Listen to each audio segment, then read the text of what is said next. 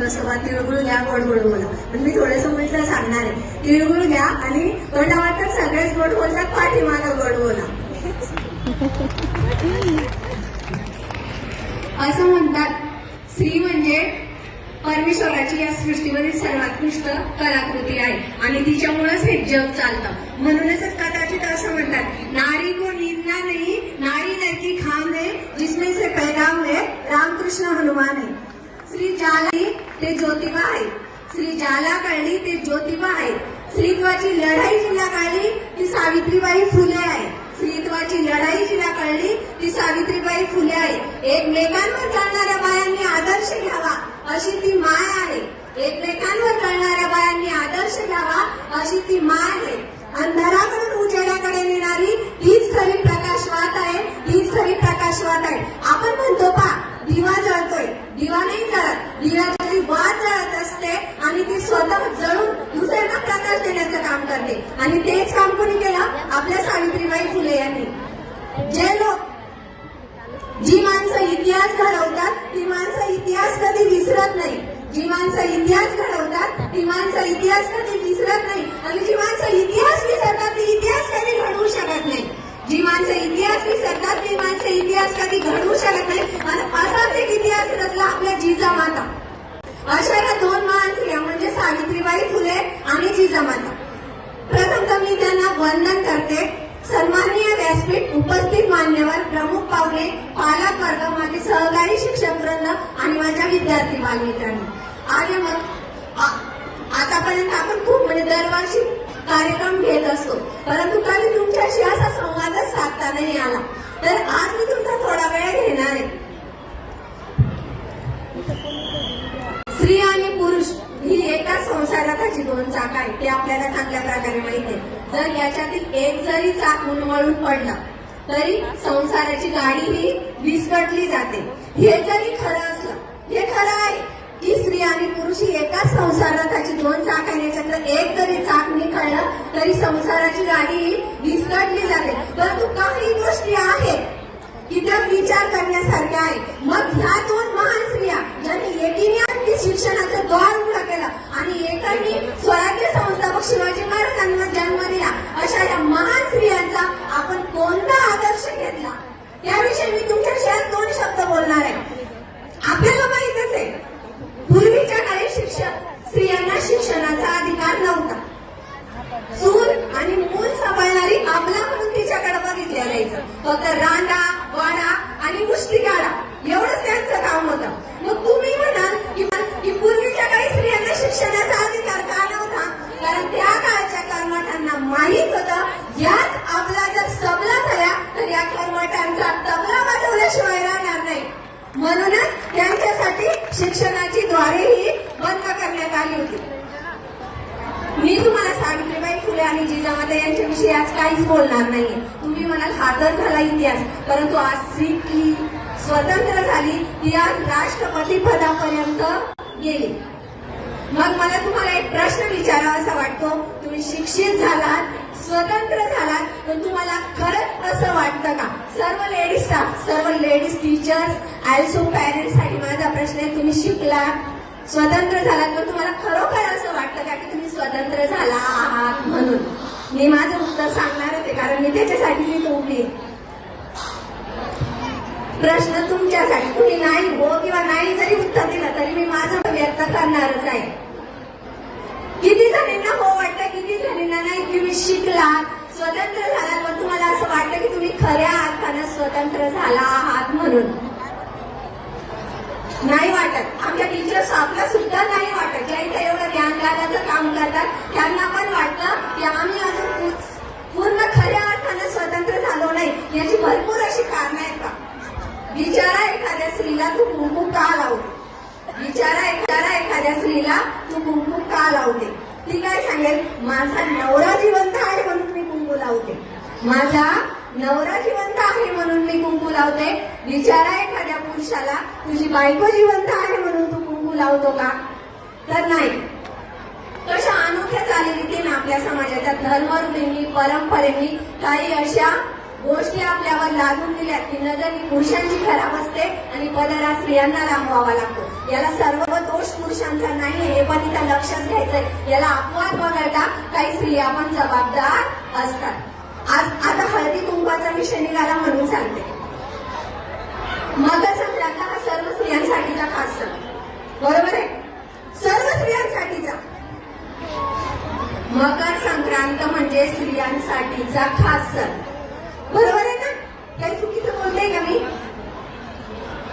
सर्व स्त्रियांसाठीचा, असं कुणाला स्त्रियांसाठीचा खास सण त्यांनी त्यांनी हात वर करायचे.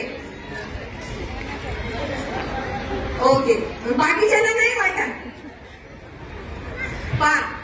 मकर संक्रांत हा स्त्रियांसाठीचा खास सण. मकर संक्रांतीनंतर काय होतं? माझ्या मते तरी सर्व स्त्रियांसाठीचा खास सण नाही, कारण मकर संक्रांत म्हणजे त्यांचा नवरा जिवंत आहे अशा स्त्रियांसाठीचा खास सण. ज्यांचा नवरा जिवंत आहे अशा स्त्रियांसाठीचा खास सण. कारण मकर संक्रांतीला पाच स्त्रिया काय करतात?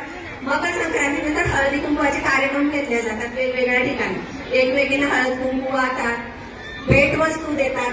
परंतु खरं सांगू का, असं म्हणतात की एका स्त्रीचं मन फक्त एक स्त्री जाणू शकते. हे काही अंशी जरी खरं असेल, परंतु ते खोटं आहे. कारण एखाद्या स्त्रीचा नवरा जर मयत झालेला असेल, सीमेवर लढणाऱ्या जवान शहीद होतो, तेव्हा त्यांच्या वीर पत्नी वीर मातांना भेटवस्तू देतात. परंतु खरं सांगू का, असं म्हणतात की एका स्त्रीचं मन फक्त एक स्त्री जाणू शकते. हे काही अंशी जरी खरं असेल, परंतु ते खोटं आहे.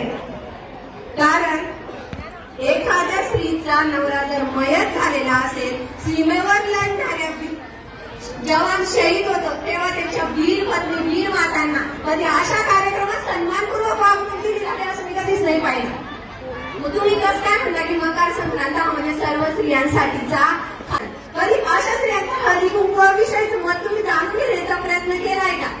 की त्यांना काय वाटत? नका त्यांना हळदी कुंकू लावा असं मी म्हणणार नाही, पण तुम्ही त्यांना तुमच्या घरी तर बोलावू शकता, तिळगुळ देऊ शकता, त्यांची जी चार शब्द गोड वाटू शकता की तिला जाणीव नाही होणार की माझा नवरा सीमेवर या देशासाठी त्याने आपले प्राण अर्पण केले आणि मला इथं कशी वागणूक दिली जाते. बरं, हेही जाऊ द्या. तुम्ही अशा स्त्रिया जर एखाद्या शुभ कार्यात, ज्यांचा नवरा मयत झालेला अशा स्त्रिया जर एखाद्या शुभ कार्यात पुढे आल्या तर तुम्ही त्यांना रागवता, त्यांना अशुभ मानलं जातं, बरोबर आहे? अशा स्त्रिया जर समोर आल्या तर तुम्ही त्यांना अशुभ मानतात, त्यांना रागवलं जातं. फक्त मला एवढंच विचारायचंय, नवरा असणं हाच केंद्रबिंदू मानून तुम्ही स्त्रीचं मूल्यमापन करणार आहात का? नवरा असणं हाच केंद्रबिंदू मानून तुम्ही स्त्रीचं मूल्यमापन करणार आहात? ही झाली नाण्याची एक बाजू. आता नाण्याची दुसरी बाजू की स्त्री पुरुष भेदभाव पुरुषांतर्फे नाही केला तर काही अंशी मी जरी एक स्त्री असले तरी मी सांगेल की तो स्त्रियांमार्फतच केला जातो. कारण एखादी स्त्री जर अशा वेळेस समोर आली तर आपण तिला अशुभ मानतो. पण तुम्ही कधी असं बघितलंय का, जर एखाद्या पुरुषाची पत्नी एक्सपायर झालेली असेल तर त्यांना अशा शुभ कार्यापासून आपण रोखतो का? नाही. ज्याची बायको नाही त्या विदूर म्हणतात हा शब्द सुद्धा आपल्याला माहित नाही. पुरुषाचा भेदभाव नाही करत. असा भेदभाव फक्त स्त्रियांकडून केला जातो. जर शिकलेली स्त्री आपल्या परिवाराला, आपल्या समाजाला जर अनिष्ट रूढींपासून वाचवू शकेल नसेल तर तुम्ही कोणत्या शिक्षणाचं, त्या शिक्षणाचा तुम्ही काय उपयोग केला? कारण शिक्षण कशाला म्हणतात? जे खरं आणि खोटं ओळखण्याची ताकद देणं त्याला शिक्षण म्हणतात. आणि खरं आणि खोटं ओळखून सत्य हे काय आहे ते स्पष्टपणे मांडता येतं, त्याला शिक्षण असं म्हणतात. मग आपण सावित्रीबाई फुले यांनी दिलेल्या शिक्षणाचा काय उपयोग केला मी तुम्हाला सांगणार नाही. मी फक्त आम्हाला साड्यांचे कलर निवडता यावे किंवा पोथी पुराणे वाचता यावी किंवा पारायण करता यावी यासाठी सावित्रीबाईंनी आम्हाला शिक्षण नाही दिलं. अजून एक गोष्ट, मग स्त्री स्वातंत्र्य म्हणजे काय? स्वातंत्र्य याचा अर्थ स्वैराचार नाहीये की स्वैराचार म्हणजे आपल्या मनाला आचरण करता येईल असं वागणं. कारण आज स्त्री स्वातंत्र्याच्या नावाखाली एक अट्टाहास सुरू आहे. स्त्रियाच म्हणतात मला स्वातंत्र्य नाही, कारण मला जीन्स घालता येत नाही, मला हवं तेव्हा माहेरी जाता येत नाही, मला जिथं फिरायला जायचंय तिथं फिरायला जाता येत नाही. याला तुम्ही स्त्री स्वातंत्र्य म्हणणार आहे का? नाही. स्त्री स्वातंत्र्य म्हणजे स्वैराचार नव्हे. आपण म्हणतो का राजे पुन्हा जन्माला यावं, राजे जन्माला येणार कसं? कारण प्रत्येकाला वाटतं शिवाजी महाराज जन्माला यावं पण तो शेजारच्या घरात.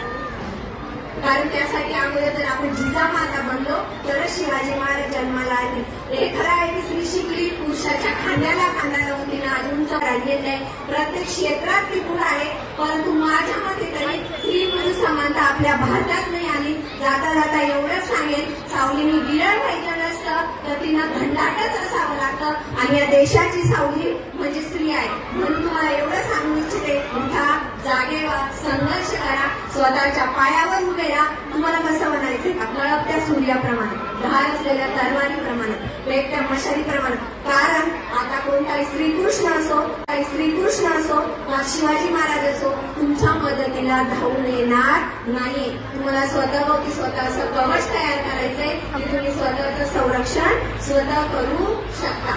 जर जिजाऊ नसता, तर छत्रपती शिवाजी महाराज घडला नसता, जर जिजाबाई नसत्या तर छत्रपती शिवाजी महाराज मोकल्या कानांना तुझी कुजबुज ऐकू येई, माझ्या चिमुकल्या कानांना तुझी कुजबुज ऐकू येई.